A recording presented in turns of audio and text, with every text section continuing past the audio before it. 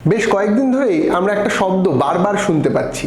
চায়ের দোকান, মিটিং, মিছিল, television, news channel, news paper, সাংসদ, বিধানসভা, সমস্ত জায়গাতেই একটাই শব্দ, পেগাসাস। কিন্তু এই পেগাসাস আসলে কি, কেন, তাই নিয়ে এত মাথা ব্যথা রাহুল গান্ধী থেকে নরেন্দ্র মোদী, মমতা বন্দ্যোপাধ্যায় থেকে আপনার পাড়ার চায়ের দোকানের মানুষটার।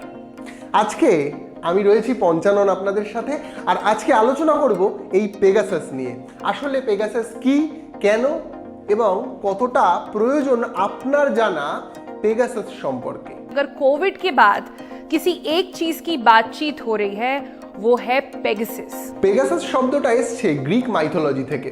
প্রাচীন গ্রিসে একটি ঘোড়া যার দুটো ডানা রয়েছে, এই ধরনের ঘোড়াকে পেগাসাস বলা হতো। কিন্তু আজকের যুগে পেগাসাস হচ্ছে এক ধরনের স্পাইওয়্যার সফটওয়্যার, যা আপনার ফোনে ঢুকে গিয়ে আপনার ফোনের সমস্ত রকম ডেটাকে ফাঁস করে দিতে পারে।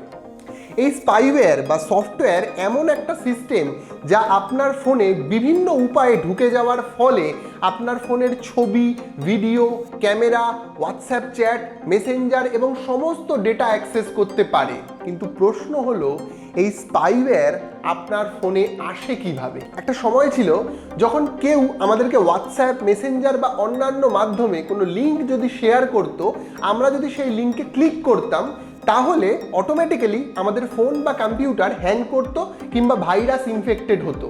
এখন পেগাসাস আসার ফলে তার আর দরকার পড়ছে না।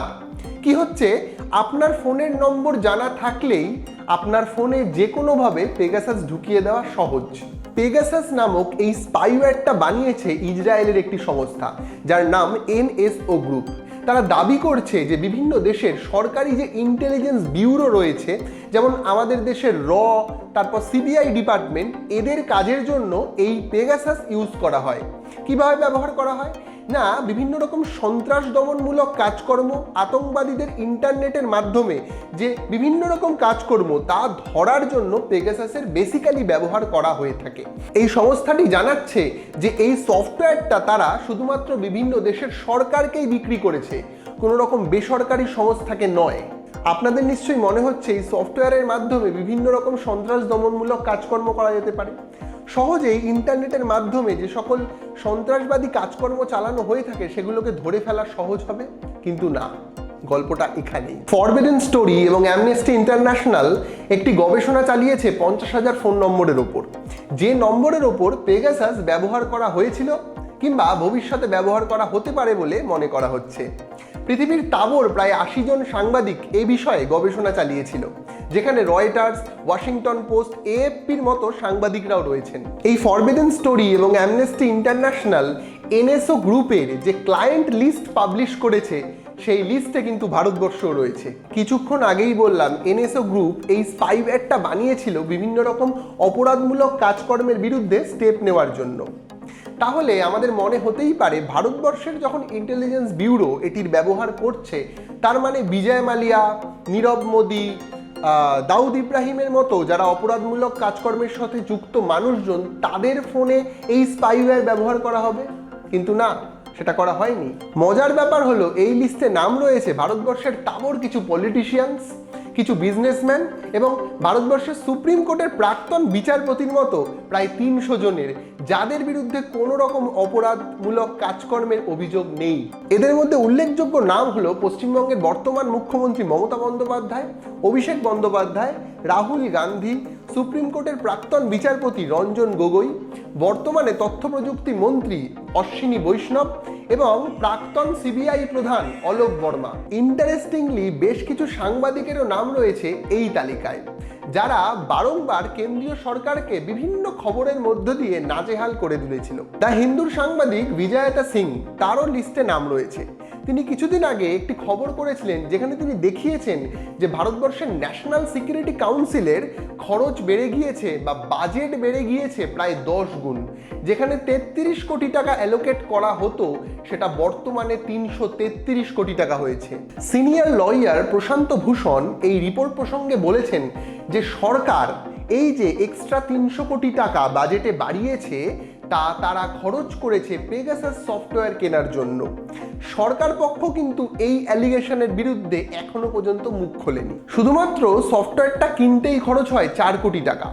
10টি ফোনে এই সফটওয়্যার ব্যবহার করতে খরচ হয় 5 কোটি টাকার বেশি। সুতরাং বোঝাই যাচ্ছে সিনিয়র লয়ারের এই অ্যালিগেশনটাকে কিন্তু হেলাফেলা করা যাচ্ছে না। এবার আসি রেসপন্সে। বিষয়টাকে নিয়ে আমরা কি বলছি, পেগাসাস নিয়ে কেন্দ্রীয় সরকার কি বলছে, বিরোধীরা কি বলছে, আমরা সবকিছু জেনে বলছি তো, নাকি আলটপকা মন্তব্য করে ফেলছি? কংগ্রেস বলছে যে কর্ণাটকে কংগ্রেসের সরকার ভেঙে দেওয়ার জন্য বিজেপি এই পেগাসাস সফটওয়্যার ব্যবহার করেছিল। প্রেস ক্লাব অফ ইন্ডিয়া জানাচ্ছে যে গণতন্ত্রের প্রত্যেকটা স্তম্ভের ওপর এই সফটওয়্যারটা নাকি ব্যবহার করা হচ্ছে। দৈনিক ভাস্কর সংবাদপত্র তাদের প্রথম পাতায় কয়েকদিন আগেই একটি রিপোর্ট বার করে, যে রিপোর্টে তারা এই যে পেগাসাস সেটা কি, কেন, কিভাবে ইত্যাদি নিয়ে একটা ডিটেইল আলোচনা করেছিল। মজার ব্যাপার হচ্ছে এই রিপোর্ট বেরোনোর কয়েকদিনের মধ্যেই দৈনিক ভাস্করের সমস্ত দপ্তরে আয়কর দপ্তর রেড করে। তৃণমূল বাদ দিয়ে প্রায় সমস্ত দলই চাইছে এই পেগাসাস সফটওয়্যারটাকে নিয়ে একটা তদন্ত হোক, যদিও কেন্দ্রীয় সরকার তা চাইছে না। আসলে একটা বড় সমস্যা হলো এদেশের তাবড় তাবড় কিছু সংবাদ মাধ্যম, television, news channel, news paper বিষয়টাকে একেবারে চাপা দিয়ে রেখেছে। আজ অবধি সংবাদপত্রের প্রথম পাতায় কিংবা প্রাইম টাইম ডিবেটে এই পেগাসাস সফটওয়্যারটা আসলে কি, কিভাবে আমাদেরকে ক্ষতি করছে, কিভাবে নেতামন্ত্রীদের ফোনে ঢুকে পড়ছে তা বিষয়ে ডিটেল আলোচনা কিন্তু কোথাও হচ্ছে না। ফলত সরকারের বিরুদ্ধে চাপ বাড়ানো যাচ্ছে না। সাধারণ মানুষেরও খুব একটা মাথা ব্যথা নেই। সংবাদ মাধ্যম যা দেখাচ্ছে সাধারণ মানুষ তাই দেখছে। মমতা বন্দ্যোপাধ্যায় দিল্লি যাচ্ছেন, দিল্লিতে গিয়ে শাবানা আজমির বাড়িতে গান শিখছেন। তারপর ধরুন তৃণমূলের বিভিন্ন নেতামন্ত্রীরা ত্রিপুরা যাচ্ছেন সেখানে বিজেপিকে জেতানোর জন্য। এরকম বিভিন্ন রকম একটা রাজনৈতিক সিনারিও চলছে। যেমন একদিকে কোভিডের মানুষ টিকা পাচ্ছে না, উল্টো দিকে স্কুল খোলাও হচ্ছে না, আবার ধরুন এই রকম যে পেগাসাসের মতো আন্তর্জাতিক ষড়যন্ত্র। এবার এই পেগাসাস তো যে কোনো দিন আপনার আমার ফোনেও চলে আসতে পারে, তখন সেটা কি হতে পারে? আমাদের প্রাইভেট ডেটাও তো লিক হয়ে যেতে পারে। যেভাবে রাহুল গান্ধীর যদি ডেটা লিক হতে পারে, মমতা বন্দ্যোপাধ্যায় যদি ডেটা লিক হতে পারে, উনি যদি পেছনে স্টিকার আটকে রাখতে পারেন, তাহলে আপনার আমার যে কোনো দিন প্রাইভেট ডেটা হ্যাক করে নিতে পারে যে কেউ। কিন্তু দেশের সরকারের এই বিষয়ে কোনো রকম মাথা ব্যথা নেই। আমরা মানে অতীতেও এই ধরনের বিভিন্ন কর্মকাণ্ড দেখে এসেছি, তাই বিষয়টা খুব মজার আর কি। তবে সাধারণ মানুষের কাছে একটা কথাই বলার, যে বিষয়টা নিয়ে রিসার্চ করুন, পড়ুন, জানুন, তারপরেই কথা বলুন। আলটপকা মন্তব্য করা বোধহয় উচিত হবে না, যেহেতু বিষয়টা একটা টেকনিক্যাল বড় সড়ো অ্যাসপেক্ট, তাই জেনে কথা বলা বোধহয় ভালো হবে। তবে ভবিষ্যতে এই নিয়ে তদন্ত হোক এবং সাধারণ মানুষের ডেটা, মোবাইল, কম্পিউটার সমস্ত সুরক্ষা থাকুক।